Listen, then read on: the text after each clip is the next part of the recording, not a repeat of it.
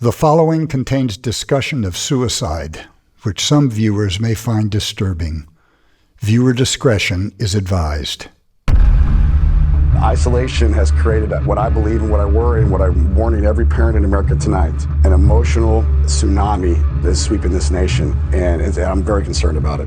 The next health crisis triggered by COVID-19 may actually be a wave of suicides. Suicide rates are at the highest since World War II. The government has only given about $500 million to this mental health problem, whereas they've given $16 billion to the airline industry. 41 days ago, my young 12-year-old boy, 3 days before his 13th birthday, took his life. The second leading cause of death in the United States for 10 to 14-year-olds is suicide. The second leading cause of death of 15 to 24-year-olds is suicide. 25 to 34-year-olds is suicide. It's a new bubble out. Her name is Chihuahua. Oh my God! It was over there on the wall. Hey, smile good. There you go. Everybody smile nice.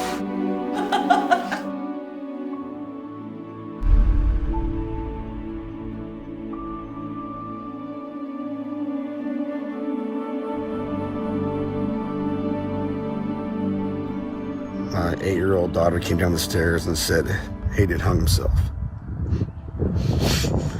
And I ran upstairs. I tried. I want nobody ever feels to see what I saw and to feel his pain. I want nobody.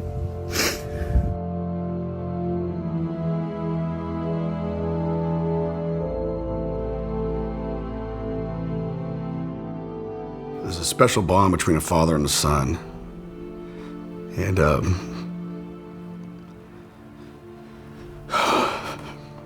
we take him hunting and go fishing. In my first house, we had a pond in our backyard, and I remember taking the paddle boat out, and we'd go fishing all the time, just in this little pond and just spending time with him.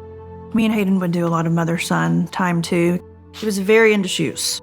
Every time we went shopping, we had to look at shoes, and he'd end up talking me into buying another pair of shoes. We play video games. He also really liked being outside. We'd play basketball. We'd just do a lot of stuff together. He loved having his friends and family around, and he was a special kid. Most importantly, just to see his smile. Something that I'll cherish for the rest of my life.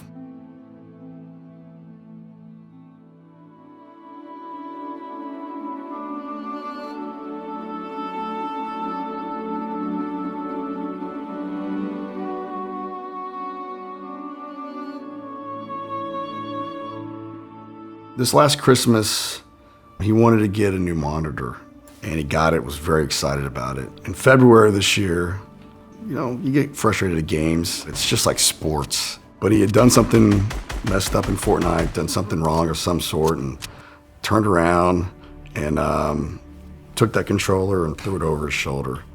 And not meaning to, certainly he regretted it, hit right smack in the middle of that monitor, broke it. Came down to us and told us, I said, I could care less about the monitor, but I do care how you act. Now, about 3 weeks ago, my wife bought him a new monitor. Not nearly as nice, not nearly as good. As we found out, he had broke his monitor again. And in that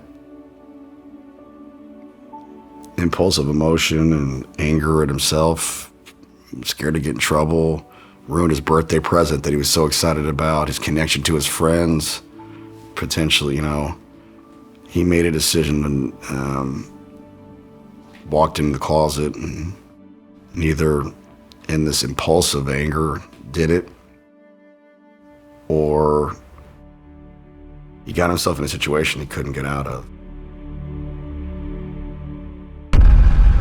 911, tell me exactly what happened. Son hung himself. Give him CPR. He's not breathing.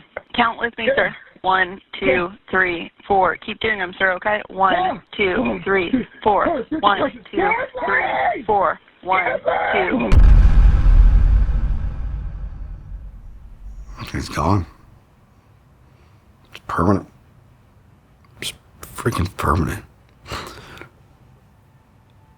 And you don't even know what to think and how to feel, and you're mad, you're angry, you're shocked, you're sad, you're questioning everything, you're mad at yourself, the guilt, let him down.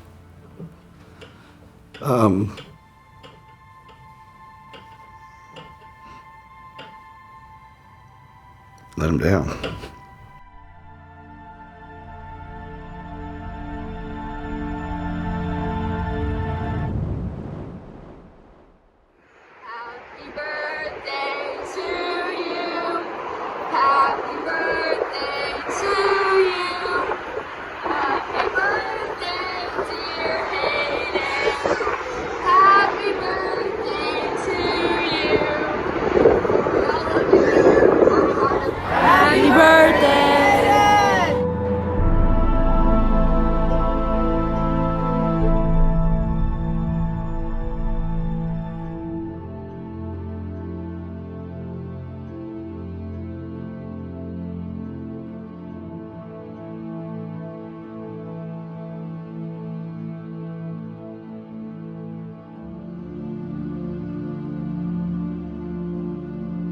We've had 2 5-year-olds in our clinic who were suicidal.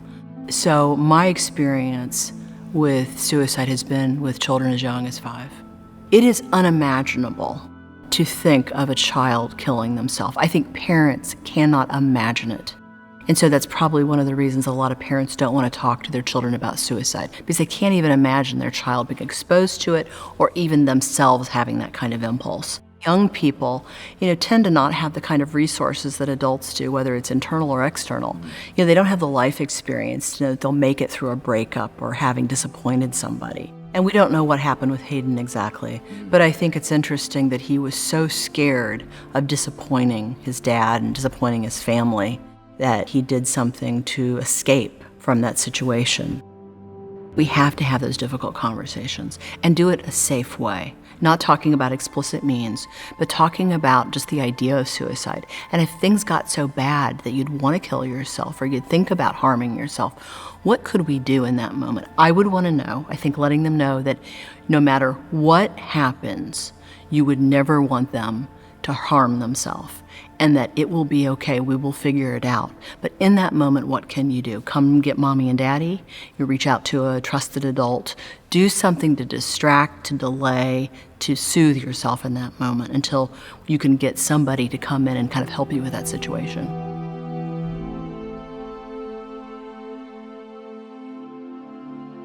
I've attempted suicide about 5 or 6 times. The first time I attempted suicide, I was probably around Hayden's age. He should talk to somebody. If he were be thinking about that, he should have talked to somebody. It's not a joke. If you're feeling serious about it, get help. There's always the hotlines that people can call. Call one of them if you don't feel comfortable. It's anonymous. Didn't tell anyone I did it, didn't get any help after that. I wonder if getting the help at that younger age would have helped me now. Step 1 is you gotta have a conversation, a very frank conversation. Don't be afraid to talk about it. We have to use the word suicide. We have to use it as early as you would start talking about feelings, or you would be talking about, ways of behaving, like expectations of behavior in school. You would also talk about, well, if somebody hurts your feelings, I'm gonna expect you to talk to me about that. I wanna know what you're thinking. I don't want you to hold it in. There are a lot of families who are actually resolving a lot of family conflict. They're actually spending a lot of good family time together, having these deep conversations. This is an opportunity for families to really talk about things that maybe are unexplored. In Hayden's case, I think if he has a few more skills, that when that life's perfect storm of all this stuff happens, maybe he makes a different decision. You gotta talk. You gotta have conversations. Conversations matter. We got a little piece of his hair. I know this is emotional, but we want this tree to become a part of him. And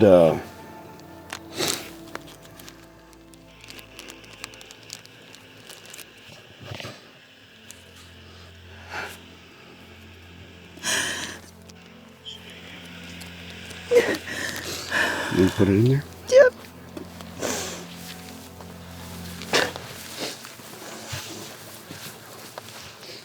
If Hayden was here today, what would you say to him? It's not a way out. It's just temporary relief for them. It hurts their family. It upsets everybody around them. I'd say, Hayden, Nana's missed you and I love you. Don't ever leave Nana again.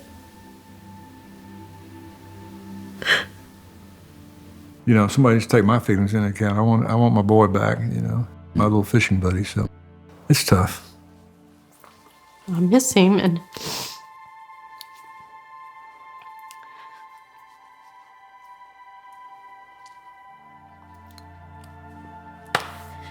what can you say? I miss him and I love him. Sorry he ever felt like he had to do that. This makes me feel horrible, and I have to live with it every day. I feel like it's my fault, it's Brad's fault, it's our fault, it was maybe our marriage. We blame it on everything, and you go through all the emotions of should have done this better or should have done that, and obviously it's too late, but Hayden didn't come tell me he broke his monitor. I don't care about a monitor, man. I don't care about a monitor. I care about you. And he didn't. Conversations matter. Okay, hi guys. I'm with my friend Jacob, and we're gonna do the a 3-point challenge. I haven't been in shape lately, so like and subscribe, and so that'll be at the end of our vlog. So, bye.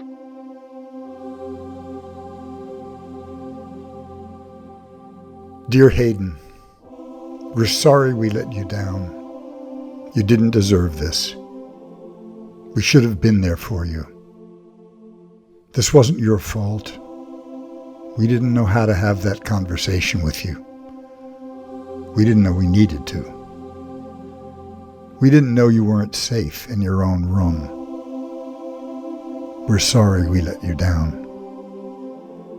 So we should ask ourselves, why? Why are children still taking their own lives?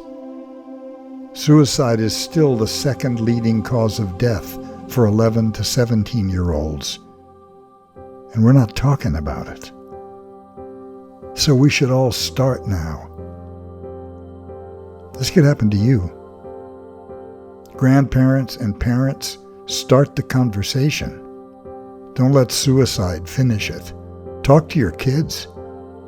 Ask your kids if they've experienced disappointments and hurts, if they feel depressed, if they've ever thought about taking their life.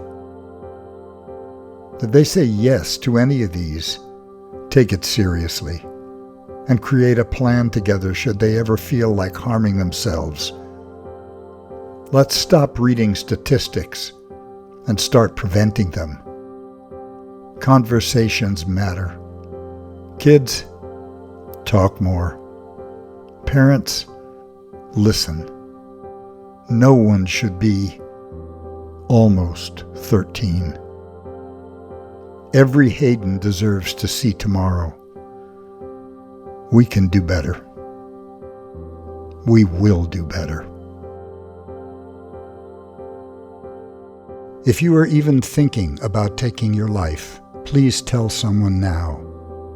Call the National Suicide Prevention Lifeline at 1-800-273-8255 or text HOME to 741-741 to reach the crisis text line. Thank you.